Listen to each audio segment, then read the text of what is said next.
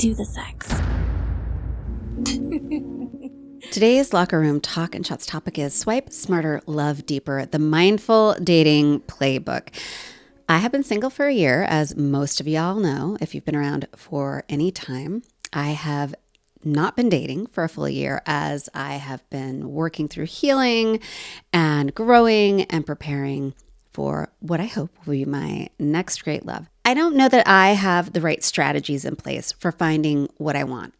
And it's okay, because today I have a guest with me that is going to help me on my journey, which is going to be one of intentionally dating. I have said on this podcast before and to everybody in my life that when I date again, I want to do it with intention. Because one thing I do know right now is what I want, which is something I've never known before, and kind of what I've been preparing for as I get ready to embark on being open to dating again. And today my expert is literally an expert on mindful dating, intentional dating. My guest is Marie Thouin. She is the author of What is Compersion? Understanding Positive Empathy in Consensually Non-Monogamous Relationships. She has been featured in several publications and podcasts, including Elle, the Savage Love Cast, the Times of London, and Huffington Post. Marie has also published seminal research studies, the first encyclopedia entry on compersion, and is the creator of whatiscompersion.com, a popular website that features her research, blogs, and resources on the topic of compersion. She is the founder of Love Insight, a mindful dating and relationship coaching practice where she supports and guides people of all backgrounds and relational orientations to create intentional and vibrant love lives. And I do want to point out, though she has a thorough background in compersion and non-monogamy, we will be talking today about dating generally for people who are looking for all sorts of relationship styles, monogamy included. Marie, will you tell my listeners a little bit more about you? Thank you, Annette, for having me back on the podcast. I'm so excited to be here. And thank you for that last thing you said, that intentional dating and mindful dating really includes everyone, from people who want monogamy to people who don't. It's really all good. It's about self-knowledge. So a little bit more about me. I am a mindful dating and relationship coach. I'm originally from Quebec, Canada, and I've lived in California for about 21 years now, so more than half of my life, and I love it. I love the spirit of innovation and just novel, intentional thinking that I find in abundance here.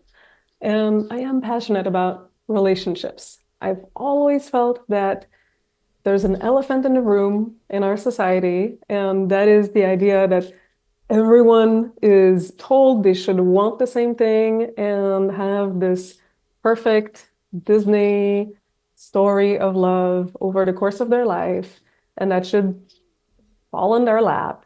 And that's just not the case. We all have a very complex journey in our intimate lives. And I think the more we honor that journey, the more we are present to ourselves and to our growth within that journey, then the happier we can be, no matter what the external outcome, no matter what that looks like.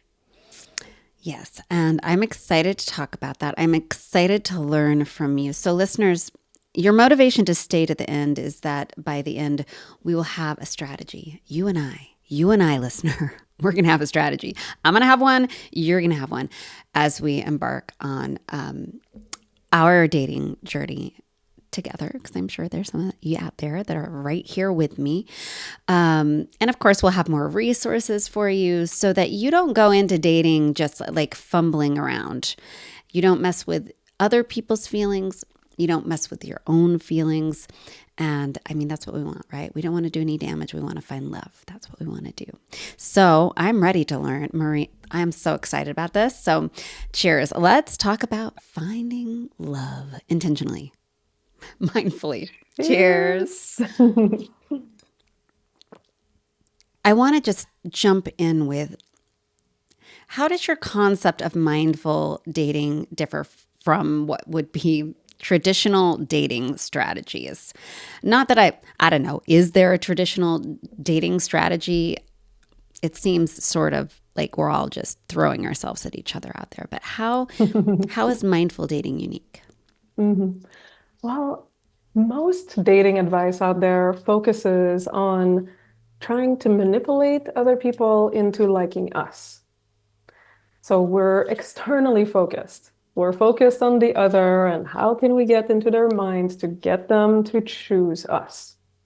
And it positions us in a way, like in a mindset of self-rejection, of saying like, well, just me being me is probably not going to be good enough. So I need to figure out how to convince someone else that they should desire me as a partner. So that is problematic because it creates this dating persona that is not necessarily aligned with who we are deep down. And well, if we do get into a relationship from that place, then sooner or later, who we truly are is going to come out and it's going to come into conflict with the image that maybe this other person has of us. And we are not going to feel whole. So, my dating strategy that I coined mindful dating is the idea that instead of self-abandoning in our dating process, we need to self-reclaim and self-honor. And that is not as simple as just saying, like, oh, just be spontaneous, just be yourself, and everything is going to be fine. Because we are so trained to try to be somebody else. And it's not that simple sometimes to just be our authentic self. So it's a journey. The process of uncovering who we truly are and, the process of dating with an open heart and with true authenticity can be healing, it can be empowering, and of course, it can and often is challenging because it forces us to express ourselves with our true selves. So that's my philosophy, but I think it's so worth investing the time and the energy in that philosophy because it leaves us feeling more connected to ourselves with our integrity and when we do connect with people and maybe we enter a relationship with someone new, then we're not abandoning part of ourselves. We're doing it in a space of wholeness.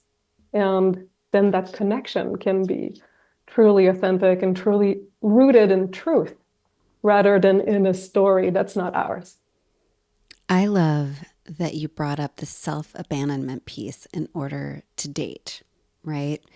Um, could you speak to what that can look like so that maybe someone who's hearing it, but they're thinking, what does it mean to self abandon? Because I think it happens in subtle ways oftentimes in dating. Like we Mhm. don't even know we're doing it. And then suddenly we've managed to get into a relationship and we're wondering why there is so much conflict and why we're feeling smaller and like we've lost something core to ourselves. Mhm. So there's so many examples that I could give. In dating, I see so many people trying to feature themselves, whether it's on a dating app or in real life when they're meeting somebody, in a generically pleasing version of themselves. So, for example, I had a client who was a wonderful gay man. He was an accountant and he was a spiritualist. He was someone who loved meditating, who was on a lifelong spiritual path. And when I looked at his profile for the first time, all he emphasized about himself was that he is a very stable person. He's got a solid career. He's this just like really solid partner choice.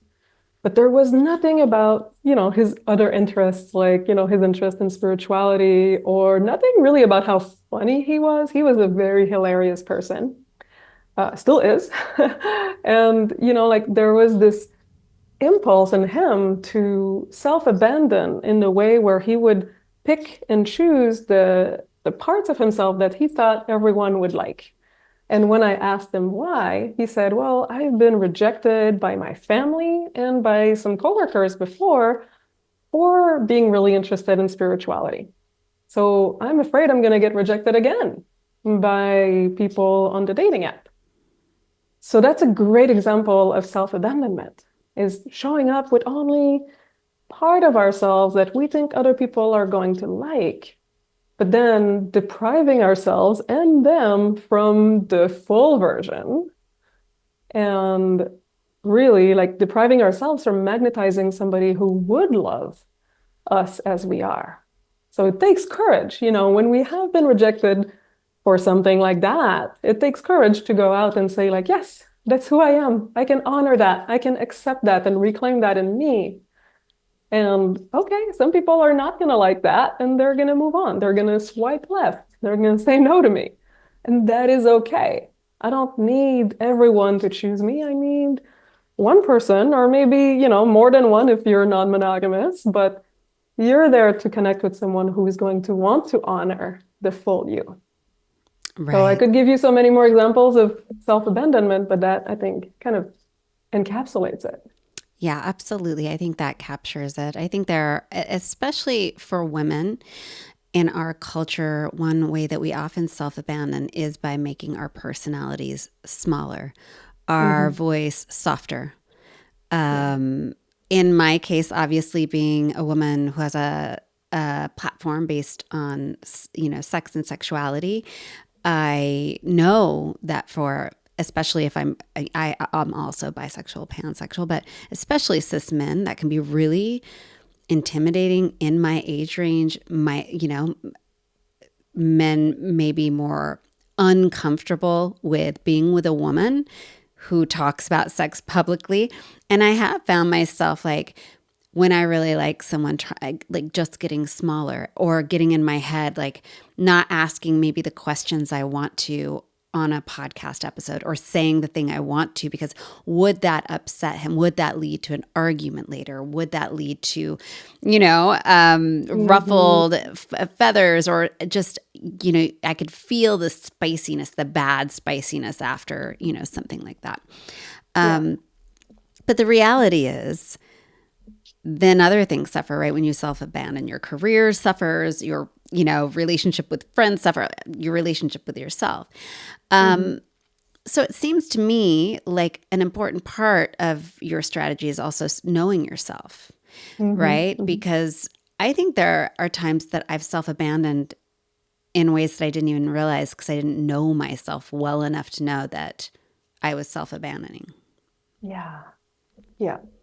Right. And that process of knowing ourselves, it's that process of self-discovering ourselves. Like it's not a stagnant thing. You don't just do it once and it's over. I think it's a lifelong commitment to always being curious about ourselves. Just like we would be in a relationship with a partner, I think it's important to always maintain that curiosity and not assume that we just know somebody else and that's all they're going to be. We can apply that same curiosity and intrigue about our relationships with ourselves. Like, who am I becoming? It's maybe a better question than who am I? I mean, both of these questions are good, but who am I today? And never giving up on asking that question, because that kind of curiosity and fluidity in our self-concept can also ensure that we're going to have very alive relationships that are not stagnant. How does one know when they're ready to date? This has been a big question for me. It isn't until like very recently, that I've been like, I think I'm ready to at least be open to the possibility of, like, if I stumble into someone in the wild and it's like sexy vibes, am I going to be open to receiving that, exchanging that, and exploring it? And I mean, this has been a question that's been popping up for months for me. Am I ready? And then I'm like, fuck no. Mhm. and, and then I've been, the other thing is, over this past year, I've really developed a deep satisfaction in my life without a relationship. I Mhm. have Mhm. a thriving career that Mhm. has all of these possibilities. I've got this amazing community of friends. I've got my health is in the best place. I'm feeling really good about myself. Yeah. Also, my libido's on fire. So it's kind of like, I think sometimes my libido is like, hey, maybe dating is a good idea for me. Uh-huh. Uh-huh. But it is a question. If I'm going to date mindfully and intentionally, I want to go into it with the I'm actually ready for this. So what are some indicators when someone's really ready to and should be in the dating pool? And what are some indicators for people that are like, you aren't ready to date? Don't go fuck up Mm-hmm. someone else's life, please. Mm-hmm. Yep, yep, Just yep. saying, some people do that. Right. Well, one of the main indicators I think is, do I want to be dating from a place of should or from a place of I really want to? Because one of the biggest issues that I encounter in my coaching practice is people who come to me and they're like, I feel like I should have a relationship, I should be married, I should have children, or I should be dating. And when I interrogate that, it's like the should actually comes from external voices, external sources of authority. Maybe their family members want them to be married and have children, and maybe they've inherited the script from society, but there's a big no inside of themselves. They're they're not totally listening to that no, so it becomes very confusing. Like they might be dating, but they don't really, really want to be in a relationship. So I think that's important to really be discerning. Like, is there a part of you that does not want to date, that does not want a relationship?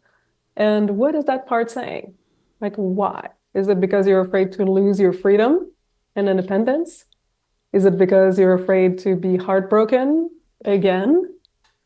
Is it because you're afraid that it's going to bring up some really um, undesirable parts of you or old patterns that you've experienced before and you don't know that you have the strength and the self-centeredness to not fall into when you get into your next Can dating I just start relationship? answering some of Yeah, these? Because I mm-hmm, think yeah, that this is an important, because I think these are things that a lot of people think. And mm-hmm, so I think the reason why I desire to find someone is there are times like intimacy.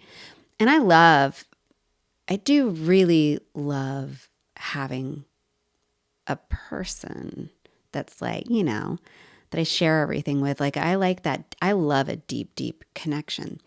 I mm-hmm, love someone I can have really amazing, regular exploratory sex with. yeah, However, obviously I've not done that successfully in the past, and to my detriment.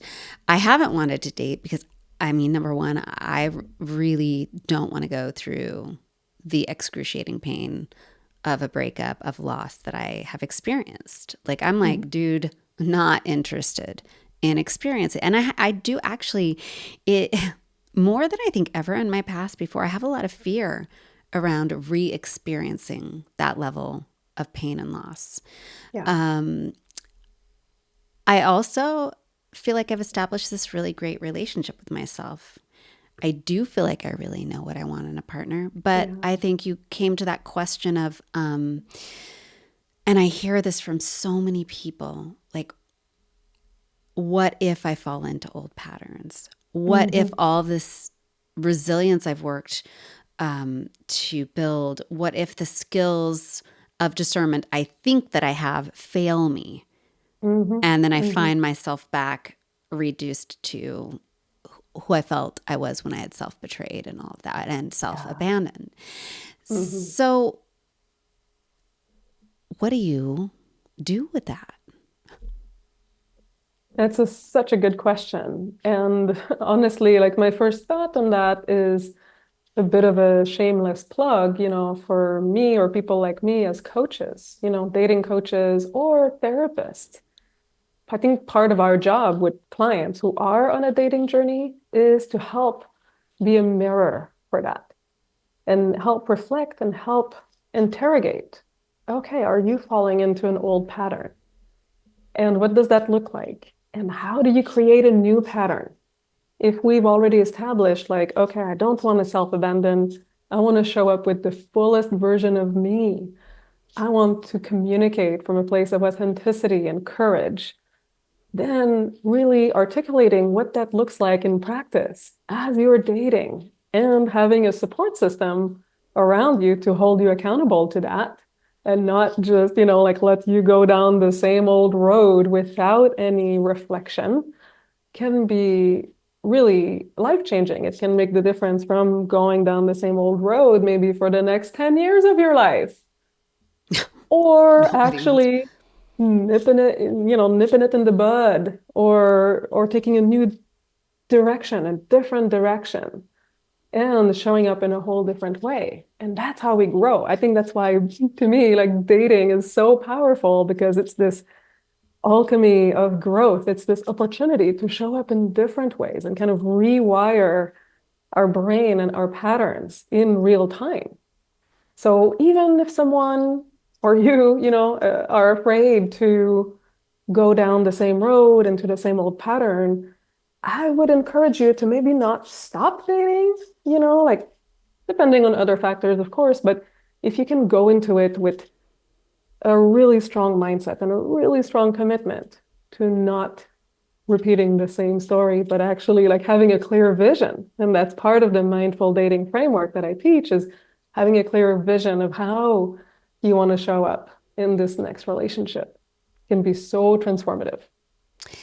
I love that you bring up having, whether you get a coach or a therapist or having a support network of friends. I'm very fortunate to have a couple people very close to me that do mirror. Like when I start to, Yeah, yeah. I've had a couple of interactions, one kind of beginning dating situation where I was really able to sit with my friends and they were able Mhm. to be that mirror and say, Yeah. hey, these behaviors are suspect, Annette. Like that looks a Mhm. little familiar. And Mhm. Mhm. something that was interesting in that, I dipped my toe in the water of it, and what meaning tried it out anyways. Um, and what also was a little, I had a little euphoria because when I started to see behaviors, because I'm obviously, we all know we're drawn to some of our trauma from the Mhm. past because it's Yep. comfortable. Yeah. But this time when I started to see behaviors from the individual that I was interacting with that reflected sort of things my old go-to, I was able to take a different route with it. I was able to Mhm. identify it and say, hey, instead of like continuing down this path that's well worn because I've traveled it many times, I'm going to get Yeah. out my like, whatever, the machete, and I'm going to start just Mhm. cutting, and it's harder, right? Because it's a Mm. harder thing to take a different path and say, oh, you Yeah. know what? Actually, this is familiar. I'm not doing it. I know where it leads. I'm going Mhm. to cut this path. And Yeah. it felt really good to make a different choice and also to find that things that used to be sort of my, would addict me to someone had become my new Mm. ick. I'm like, Beautiful. right? Oh my gosh, I, that is progress. That is change. I literally called up a friend. I'm like, oh my God, what used to be my heroine in a relationship would draw me in. It's my new ick. Like I was like, oh, no.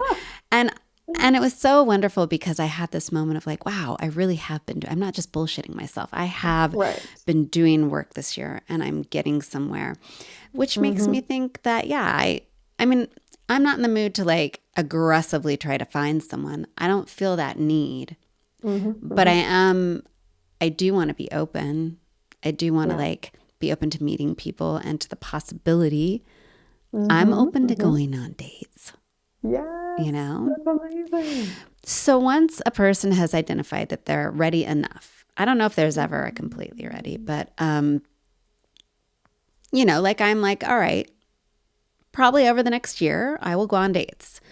And Mm-hmm. I'm open to it. And I'm not Yeah. terrified, a little worried, but Mm-hmm. and I have a Mm-hmm. support network in place. Great. What are some intentional steps? What or how about this? What are some things I can do to prepare with intention for dating rather than just flick? At this point, I don't plan on going on apps, but I know a lot of people are. So, what are some things you can put in place to like embark on the journey and do it mindfully and intentionally? Mm-hmm. Mm-hmm.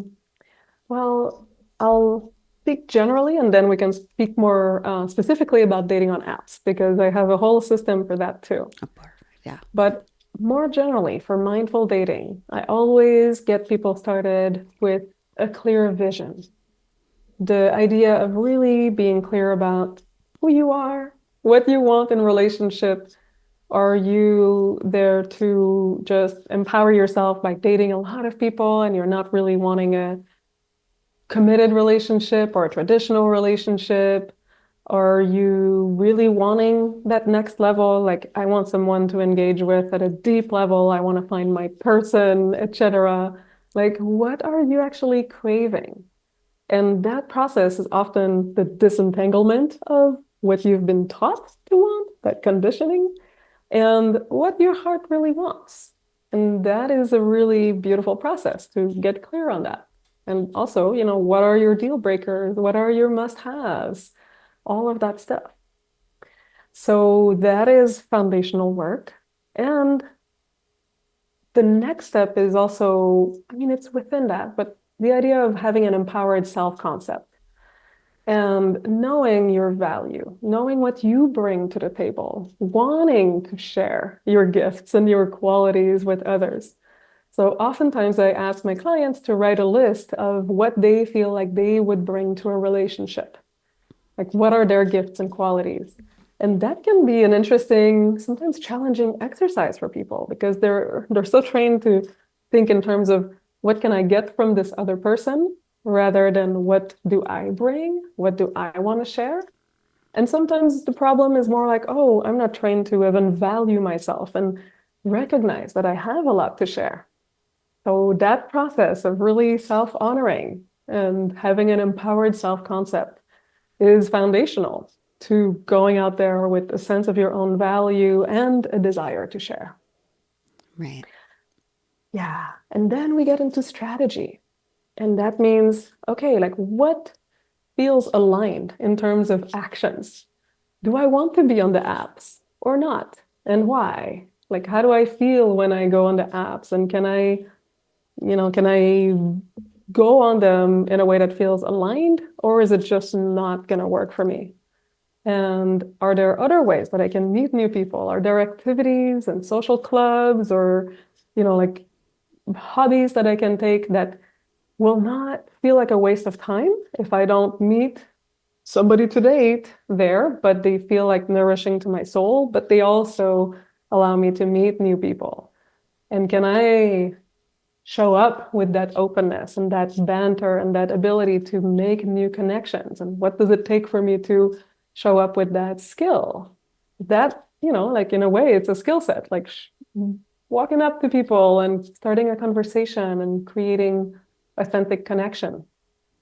So that is the strategy pillar of my mindful dating framework. Mm-hmm. And then we move into communication skills. Like, how do I communicate truthfully? How do I own my no and my yes? And really be able to create those connections from a place of truth. And then finally, I mean, the last pillar is managing emotions and framing the whole experience as a growth and educational experience. Because we can't avoid negative feelings. We can't avoid feeling rejected, feeling discouraged, doubting ourselves, like all of these emotions that we experience. We can't have a strategy that's going to eliminate those. We can't be inoculated because if we try to inoculate ourselves against challenging emotions, we might just numb ourselves out to the positive ones too. But how do we frame them when they come up?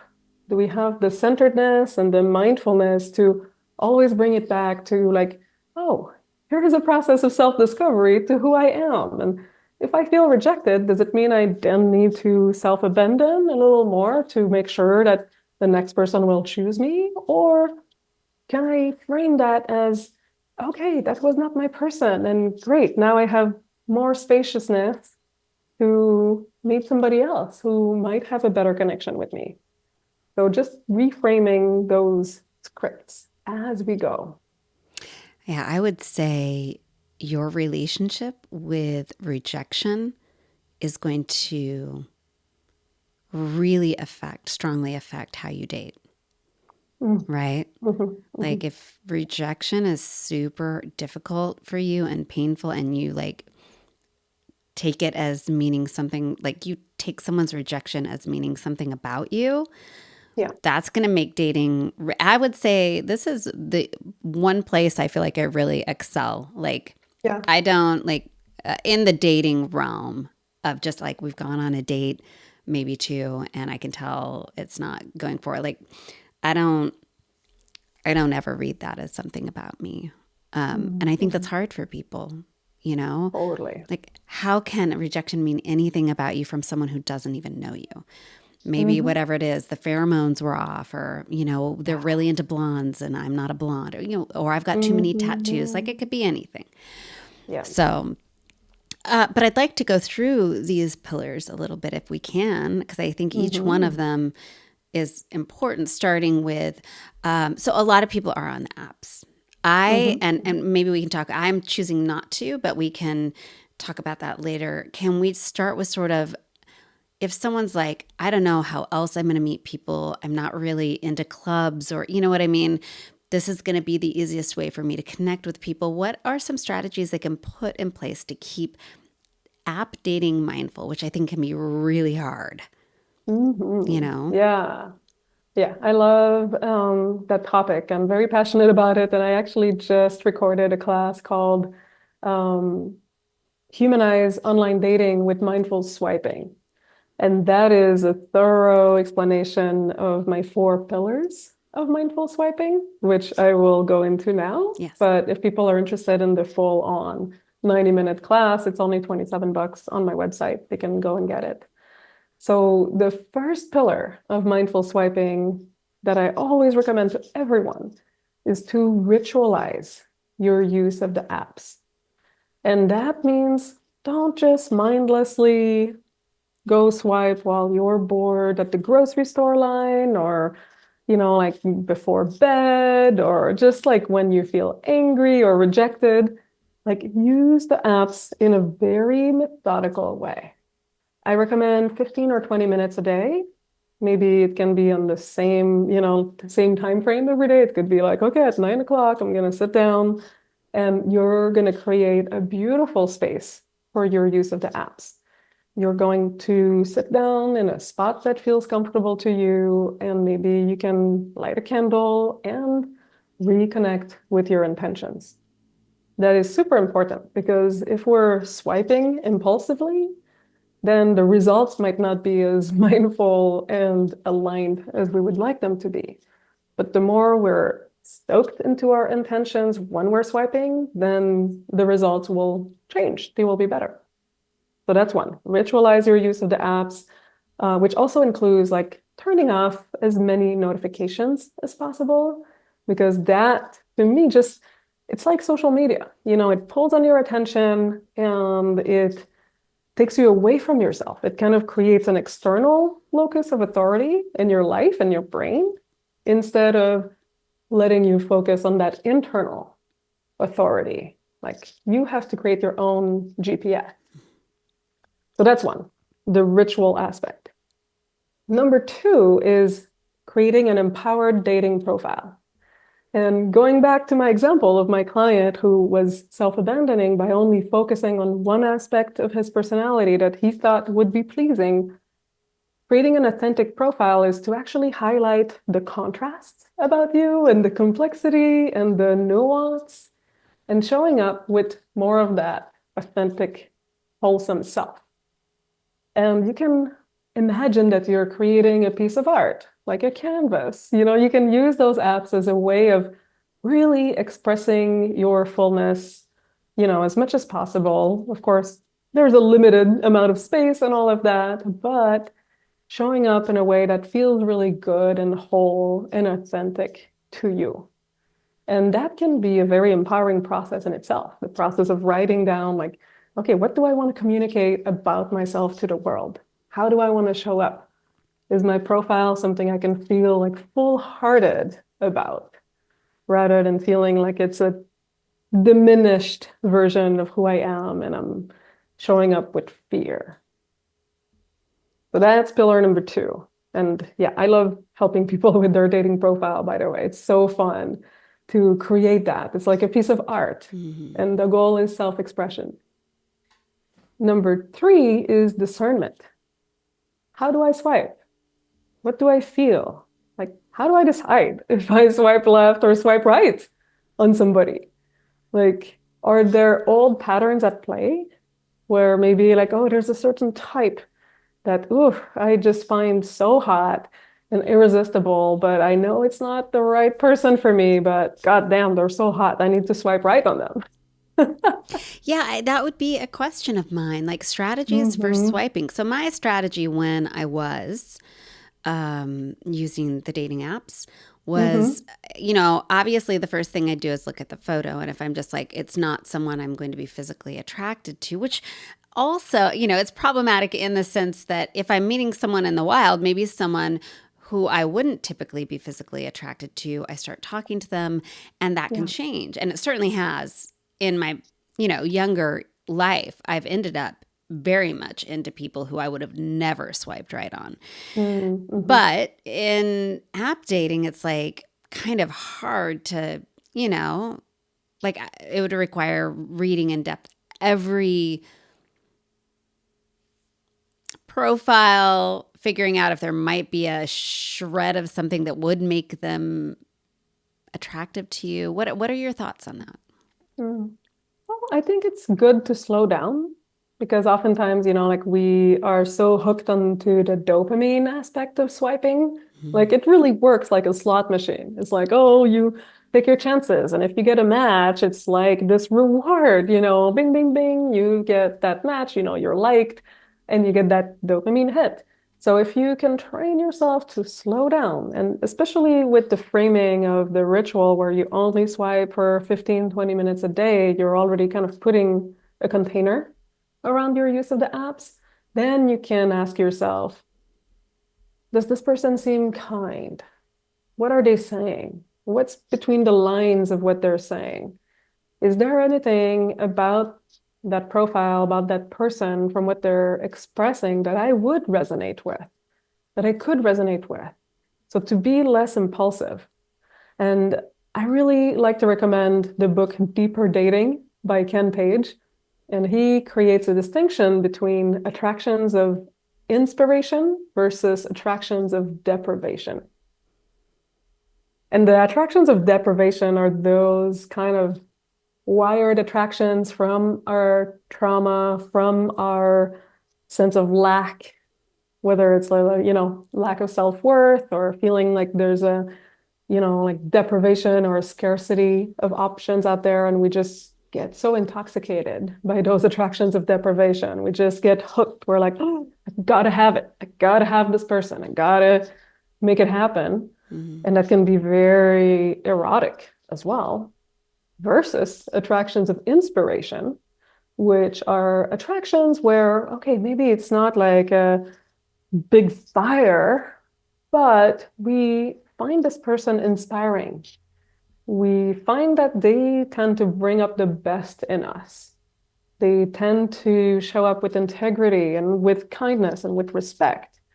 And it's not like we can't imagine kissing them. Like, I think it's important to have a level of physical attraction that's there, but to be able to distinguish between those two kinds of attractions, I think is at the core of the idea of discernment. Mm.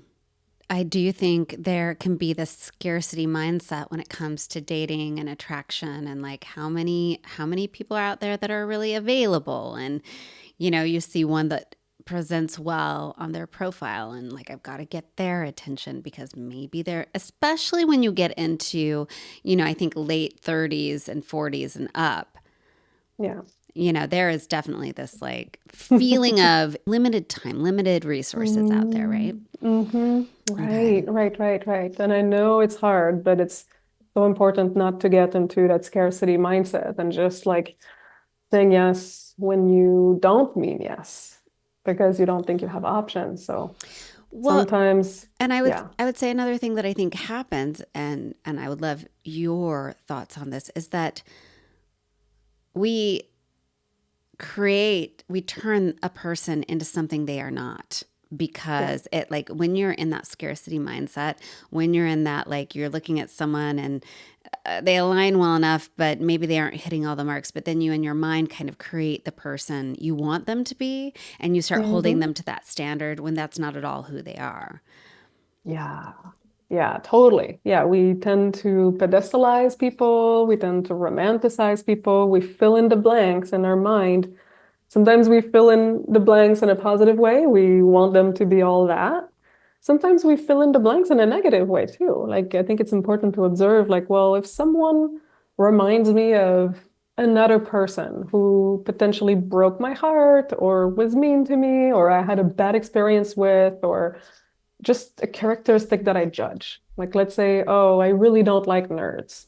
And you have that as a core identity. And then if you see something that looks a little nerdy, you're like, nope, this person, I know this type. I know they're going to be like ABC, and you just totally discard them because maybe their haircut reminded you of something, or you filled in the blank, but then in a negative way. Like, our minds do all kinds of things, and that's why like mindful swiping also can be so powerful, because it's a big magnifier glass to like all the tricks our mind play, and we get to just observe. Like, that's why slowing down is so important, like taking the time to observe what we're thinking and doing and feeling. Mm-hmm. Super rich and fascinating. Yeah, you learn a lot about yourself. That's so funny. That does resonate with me. The seeing a similar trait or hobby or something that someone's doing, and I'm like, "Ooh, no fucking way!" Like, Yeah. I'm not going to ever date someone who's into that again or that, as though those interests were the thing that made their behaviors what they were. And the Mm-hmm. behaviors and the way I was treated had nothing to do with the interest. But I've somehow decided that everybody who's into this thing or this thing um, Mm-hmm. is is problematic. Right. Yeah. For a Yeah. long time, I wouldn't date musicians because I dated a lot when I Mm. was younger. I was like, mm-mm. Oh, you play the Uh-huh. guitar? Forget it. Or Uh-uh. bass players out. They may still be out, but no. Then in latest scenario, it would be whatever interest it was, Mhm, um, mhm. and that is something I've been thinking about lately because I have found myself doing that. I'll meet someone, I'm like, uh-uh. And it's Yeah. not fair. It's not even logical, right? Mhm. So, Right, right. I mean, it would be a little bit like saying like, oh, I only want someone who has a master's degree and up, or I only want someone who is a certain height or who makes a certain amount of money. I mean, of course, it's important to have things like security if that's really important to you, but sometimes we confuse the external marker with an actual quality that we need in a relationship. Like, let's say the advanced degree, oh my gosh, like I want someone who went to a prestigious university because I want someone who's smart. Well, those two things are not necessarily the same thing. Like, maybe, yes, you want to be in a relationship with someone who's really intelligent, but as someone who has a PhD, I can attest to the fact that not everyone who has an advanced degree is going to be creative in their thinking or really open-minded or, intelligent in many different ways. mm, Like, intelligence is such a broad thing. So it's important in that process of mindful dating to get down to what is it that you actually value? What is it that you actually want, rather than just staying on the surface of what you think that looks like externally. all right. So I do have things I know I want for the first time ever. Hmm. Like, it's very solid. So Yeah. I'd love to use my where I'm at as an example for people. So something that's I know is like a non-negotiable is I want a relationship that feels secure. Someone Hmm. that can be a co-creator in a truly secure relationship, meaning they also need to know what they want, and then Yeah. in us choosing each other, for there to be this space where I can kind of relax, enjoy it, and feel secure. Um, Now, I know that right now, attachment styles are all the rage. which can be Mm-hmm. Mm-hmm. problematic for some coaches and therapists because they're like, oh, everything is an attachment style. Mm-hmm. And I know that it's not, but there are some similar behaviors that take place. Obviously, in the avoidant, there's the pulling back. In the disorganized attachment style, there's the push pull. In the anxious, Mm-hmm. there's the Mm-hmm. clinging. And I tend towards anxious. Like I've been very open about that. And I do a lot of work around it and strategies.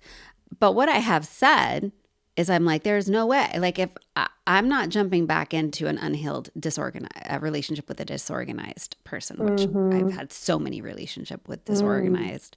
I'm very Yeah. confused by that because you get the pull, which attracts Yeah. my pull, and then all of a sudden I'm Mm-hmm. getting pushed away, and then Right. I'm getting pulled back, and it's just torture for me. Mm-hmm.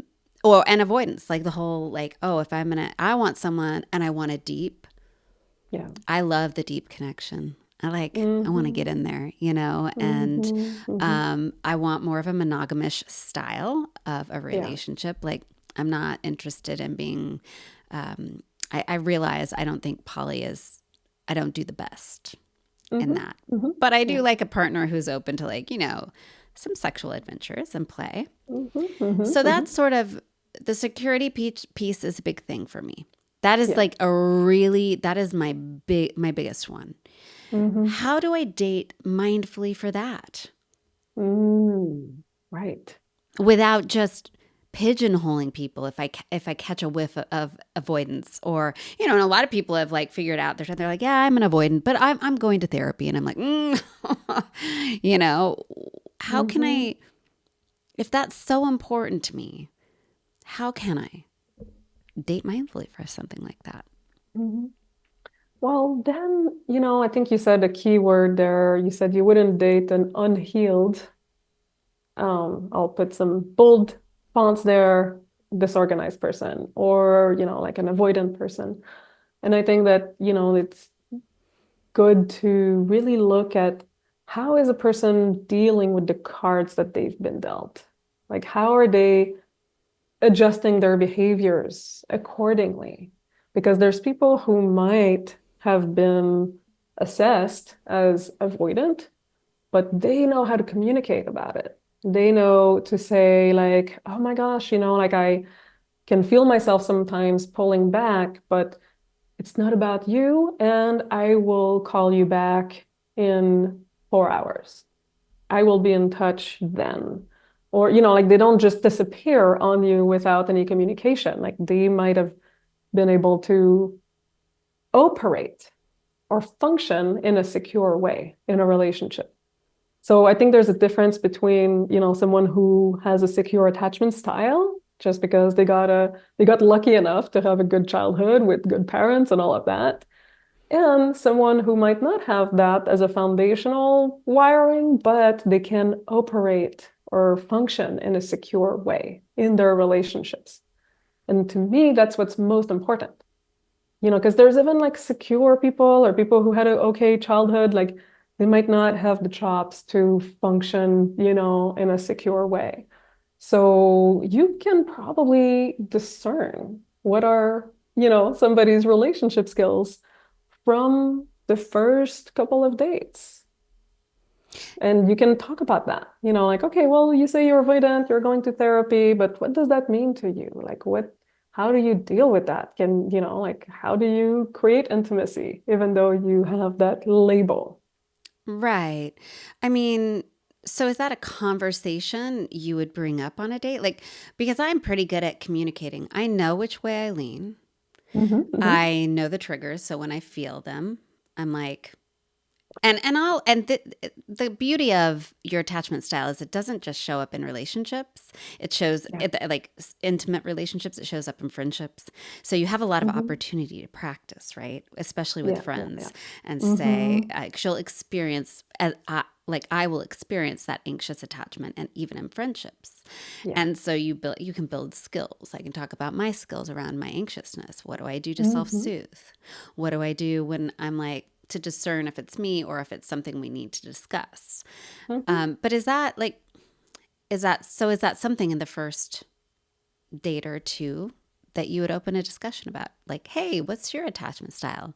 How did you destroy your last relationship? Let's only bring that on date number Maybe one. two. Maybe two or three, like, sure. Like, and you don't have to bring it up in a, like, I'm interrogating you or I'm interviewing you kind of way. It can be like, oh, wow, like I'm really into growth. Like, here's an insight that I had about myself. Like I have had this insight about, like my own relationship to relational security. And you can see how they react. Are they connecting to what you're saying? Are they bringing up their own story? Like you can view those first few dates as like, yeah, you're kind of establishing, do you have a common language? Like, are you able to resonate on those very important values that you bring to this dating journey? Do you feel seen? Do you feel received when you bring that up? And it Right. doesn't have to be like, this is going to be like a therapy session on date two. Let me I get my think there's notebook out slippery. and I would like to, all right, let's talk Yeah. about this. So, Can you fill out this form? like, are there forms I can bring to a date? No, I guess I that mean, wouldn't. I will also say though that sometimes just the interactions that you're having at the beginning, the planning of the date, showing up at the date, like, is this person showing up with a solid presence? Are they showing up when they say they would? Are they giving you that sense of like, yeah, they're connected to themselves, they're reliable, they're principled, like you can see so much about somebody from the first interactions and the planning of the dates and how they communicate on the date. Like it doesn't have to just be a conversation about attachment style, but you're also assessing each other's behaviors and creating discernment from that. All right, I love this. So, we've talked about mindfully swiping. Hmm. You match. Hmm. Is there anything someone should think about as they start that first texting exchange? How do you stay mindful in the first sort of chat, you know, dating app chat exchange? Hmm. Are there Hmm. things you should ask? Do you have tips for that, like a strategy? Well, I don't think that there are specific things that you should ask, but I think you should be mindful of your own communication in terms of, are you self-abandoning? Are you staying centered? Are you expressing yourself from your truth? Or are you falling into people pleasing or desperation? Or is it you who's avoidant? Like what are you observing about your own behavior and communication? And what are you sensing from the other person? Because even if you're doing small talk, which I don't think small talk is bad, especially when you're first getting to know somebody and you're exchanging the first few messages and maybe you're picking up on something that they wrote on their profile and it's a little small talk conversation. You can still start to assess like, is this person present? Are they showing up in integrity or are they showing up with anxiety or are they disappearing for a few days? Or, like you can already read a lot between the lines of a first initial exchange. So I think there's nothing really like specific that you should ask as a screening question, but just the process of getting to know them over text and then leading to potentially a video call or a date can tell you a lot. And I will also say, I don't recommend texting back and forth for too long before you start escalating to a video call or a date. How long do you 'Cause have a thought on how much that of that should happen? I think about a week. If you're texting a little bit every day, then, after a few days or a week, I think it's time to escalate and get off the app, get off the messaging. Yeah, I think my opinion, I'm going to throw it in, is like someone who just wants to keep chatting and chatting, that's a red flag. Like, why Yeah, aren't we yeah. I moving mean, into the real world, right, right. I mean, I think a dating app is not really about dating. It's about making an introduction. It's an introduction app, and it shouldn't be too much more than that. I love that. Now let's move to the first date. Yeah. are what is a mindful approach, an intentional approach to a first date? So definitely the planning of the date can be mindful, like just being able to have some back and forth about what you might want to do. I typically recommend doing something pretty low key, like a coffee or a drink or maybe a walk in the neighborhood. Something where you don't plan out a whole dinner or a whole, like multi-hour experience because you might feel trapped. And maybe if you don't resonate in the first few minutes, like you don't want to find yourself, at a dinner and you already know you don't want to be there by the time the appetizer comes, I think it's better to plan something really simple and also low cost so that there isn't, issues around money and who pays from the first date. Um, and I just really recommend bringing your authentic self. It's the same principle across the different stages of dating, like creating your profile, messaging, and then showing up on a date and being able to just be present, be attuned to that present moment, be in your center. Like, don't necessarily come with an agenda of either, like determining like whether this person is going to be the one or someone that you just discard because they're not the one and, fuck them. But showing up with curiosity, like, oh, who is this person? And what is or might be the intelligence of that connection? There's a lot of people that I went on a first date with, and it did not pan out as a relationship or a romantic relationship, and it panned out as a friendship. Like I'm still in touch with a few people like that I've met on a dating app and that I'm not dating. So just being attuned and curious about the potential intelligence of that connection allowed me to have really great friends in my life. But then, of course, I also have relationships where, my own husband I met on a dating app. So being attuned to the intelligence of that connection did lead to a relationship. But it was not obvious right off the bat either. We went on a first date and I wasn't sure that we wanted to date, and it took a little while to get to know each other. But, and the first date, I knew that I was going to be open to meeting him again.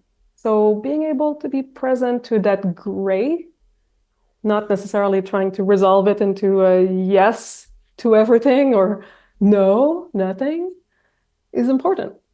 Right. I think also being okay and exploring maybe the I'm not sure yet connections Yeah. is a good idea just simply because depending on your trauma, sometimes that fiery, sparky thing that happens right off the bat Yeah. could be for reasons that aren't great. And, Mm-hmm, mm-hmm. being curious about, okay, I felt this incredible connection, this excitement. What is that about? Is the Yeah. same as like sometimes a safe person might not give you the sparks right off the bat because they're not holding you in that anxious space, right? Mm-hmm, mm-hmm. Exactly. Exactly. That is exactly actually what happened to me and my husband. Like I wasn't sure that it was, that the spark was big enough at the beginning because it wasn't one of those like intense attractions of deprivation, in the words of Ken Page. It was more of this like slow burn. And I had to stay present with it, in order to kind of let it unfold to what it ultimately became. We talked about swiping strategy. So then we move on to communication. Yes. So communication is really about finding our own truth and being able to communicate from that place. So, and a lot of that has to do with discerning our own yes from our own no. And a lot of us, especially women, but also men, are trained to say yes all the time. We're trained to think like, if I have a romantic opportunity and someone else wants something with me or from me, I have to say yes, because otherwise they're not going to like me and I'm going to lose this boost of attention or validation. It can be really hard to actually like say no when we mean no. Right. Even to simple things like a hug or, a long phone call. We just want it to end, but we can't get off the phone because the other person wants to keep talking. Like training us to actually like say what we want and what we don't want is the foundation of a really healthy dating life and relationship life. Because if we don't say no when we mean no, then we're bound to feel trapped. Like I have a client actually who has a really hard time saying no to men. So right now we're having her off online dating because it's just too much, like too much attention and too many requests and too many requests from men that make her feel like she can't say no. So she's being driven crazy by the amount of stimulation Oh, there. I bet. Yeah. They can be relentless. Yes, exactly.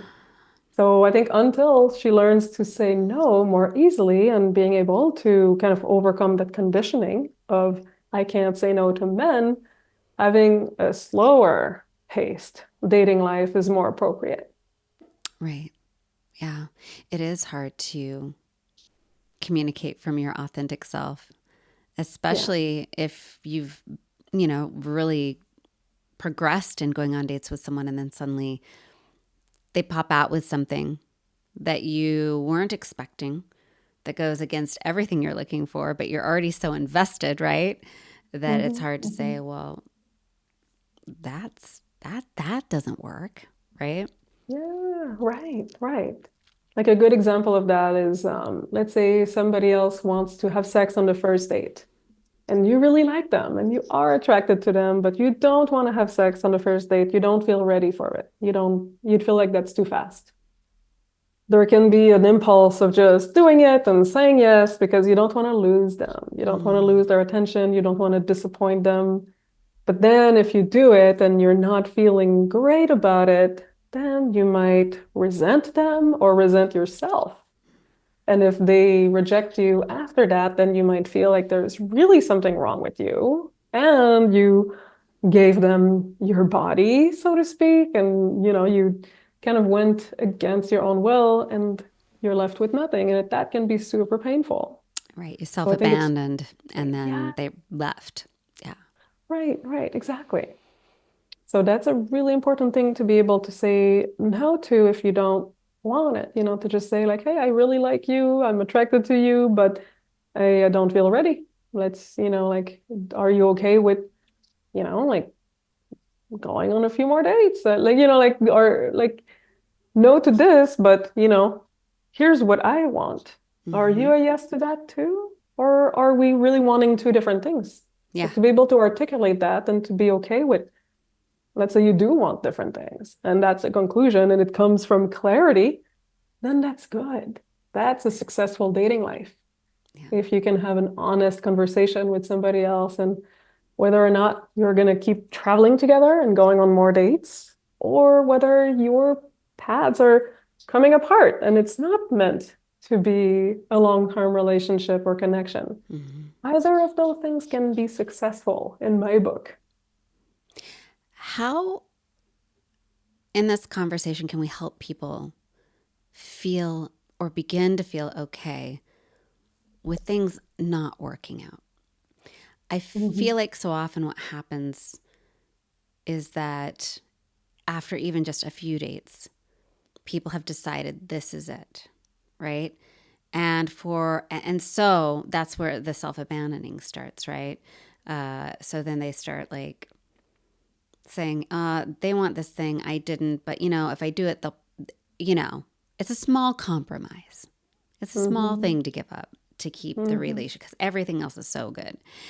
Yeah. Whereas, like you just said, that might be a good indicator that this actually isn't the person for you to continue dating.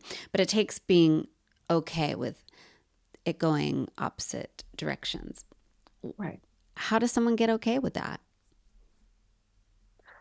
Well, first of all, you have to be able to drink from your own source and be okay with not having a relationship. Just like you voiced earlier, you said that, you've gotten really comfortable being single.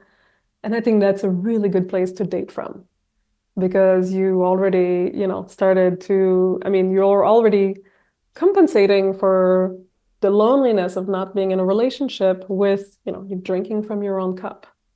You don't need a relationship, but you would like one.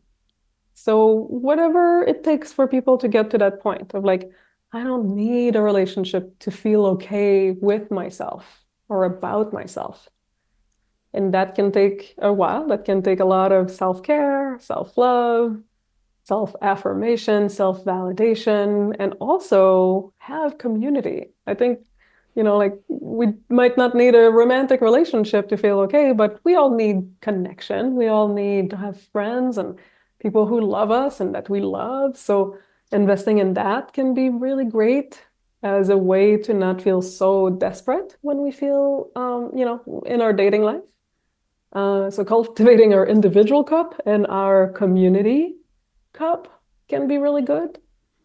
Um, and then feeling okay with things not working out also can connect to a sense of trust that we can develop, like trusting our life. And we get into the spiritual realm there too, of like, can we trust that there is benevolence and coherence in the universe? That if this relationship didn't work out, like trusting the other person's no. Mm-hmm. Also, I think it's a matter of respect, Mm-hmm. like trusting that if they rejected us or if something in us was not comfortable and we ended up saying no to them, just respecting that and trusting that. Can we kind of package up what we've talked about and give myself and people listening a good like kind of go bag for they're going to be done listening to this podcast and they're going to some of them are going to get on the apps and start swiping Mhm. intentionally, Yes. mindfully, folks. 15 minutes, I love that, limit it. Or Hmm. be go to some activity and be open to meeting people. What's a little go bag of advice, tools they can use as they embark on their dating life that will set them up for as much success as possible? Hmm. Okay, so yeah, to kind of package it all up, really start with being clear about what you want, what you don't want, what you bring to the relationship, what are your deal breakers and your must-haves, and then create a dating strategy that feels aligned with your goals and with who you are. So it doesn't mean that it's all going to feel good all the time, but things that you can do that bring value to your life anyways. Even in online dating, like to really like package the whole experience as a growth experience and as an educational experience. Trusting your life and being able to really own your yes and your no.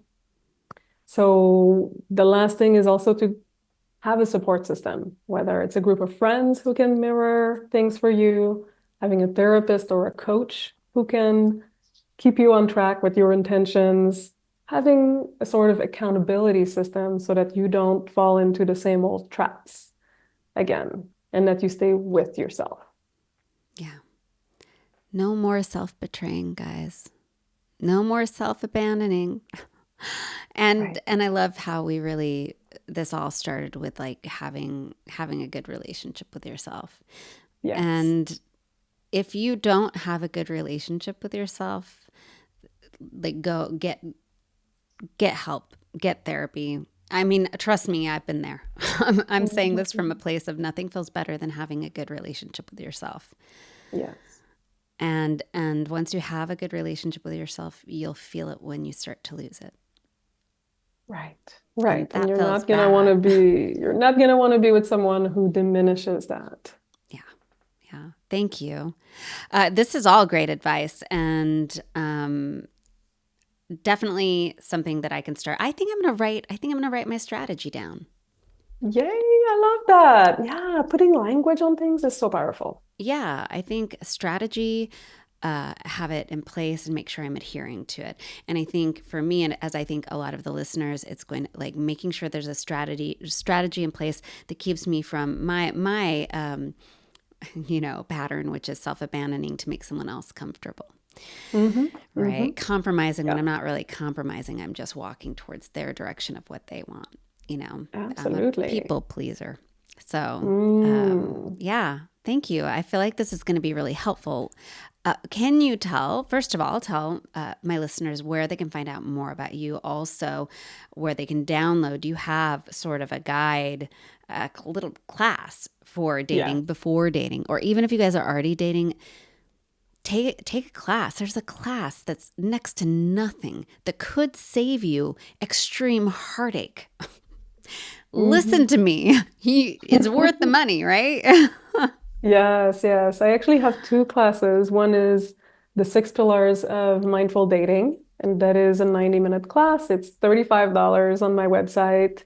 It's really the overview of my framework that I discussed today with some real life examples and Q&A and interaction. It's really, really lovely. It's a lovely way to get started and get organized in your mind about dating and what do you want to focus on. And then I have a second class called Humanize Online Dating with Mindful Swiping. And then I get much deeper into how do you deal with dating apps? Like, what do you watch out for? And how do you create a profile that feels like you, that feels empowering? How do you swipe? How do you decide to swipe left or right? Again, it's that really deep dive into mindful swiping, and that's only $27. And then people who are interested in working with me more personally, I offer coaching. It's really great because I can coach people anywhere on Zoom, and you can book a free 30-minute exploratory session with me also on my website, which is mariethouin.com. And we will be getting all of those links to you. I really think having someone to support you and coach you if you're new to this, or if you have had traumatizing experiences in the past, is worthwhile. Definitely taking like these courses is worthwhile. We're dealing with hearts here and humans, right? Mhm. Also, I would argue that creating a strategy, gaining knowledge, will also keep you safer, especially if you're a woman. Look, it is not necessarily the safest world out there. When you are on the dating apps, there are people that could be dangerous. So going into it with a strategy, being mindful about who you decide to go out to, is adding another layer of safety for you. I felt like we should point that out. So Absolutely. thank you so much for joining me today and giving me, as well as my listeners, this important advice. You're So so welcome. I already feel better prepared for, whatever's going to happen when I start really diving into dating. I figure in the next year or so. So, Oh, I'm excited for you, Annette. yeah, I will report back. Please do. Yeah. So thank you. And to my listeners out there, good luck out there mindfully swiping. And I will see you in the locker room. Cheers. Right.